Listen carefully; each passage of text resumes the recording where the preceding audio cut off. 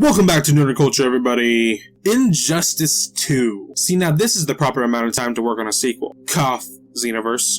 Cough. Despite the trailer being somewhat subpar, I'm legit excited for this. I wanted to start off this wait for the new game with a mini theory of mine. I'm sure it doesn't even deserve to be called that, and everyone probably thought the same thing as me when I first played the game, and that's that Lex Luthor, being a good guy, completely changed this world's Superman. So in case you need a refresher like I actually sort of do, but no way in hell am I going back to play that game again, an alternate timeline exists where Superman was tricked by the Joker into killing his family, thus turning him into a ruthless god, his first victim despite being the Joker himself. This starts a war with Soup's old comrade, the Batman. It's an awesome story that you can read the full version of in the comics. Something that always bothered me was just how impossible this is. Like, it seems totally possible, but why hasn't Superman been corrupted so far? This seems relatively easy with this dimension's Clark Kent, aka Superman. Yes, what happened was terrible, but even still, he's Superman. If it was possible at all to corrupt him, why is this not something to be more afraid of in every reality? Now, I know there are plenty of comics addressing literally everything I just said, but let me get to my point. Lex Luthor is Superman's mainstream enemy. He is the villain anybody would think of when addressing Superman. Superman is a god raised as a man. He grew up trying to understand what it means to be human, wanting to inspire and lead the world to a better path. Even seeing the worst in man, he always held back as an example. Now, speaking of the worst in man, Lex Luthor was always like the Dr. Doom of the DC in my opinion. He's the type of villain when you think you got him figured out, he turns around and surprises us. Sneaky, smart, and powerful in a much different way than his nemesis. You can't trust him, yet sometimes you do. That's when he'll get you though. His goals tend to change, but normally he leans towards just wanting power.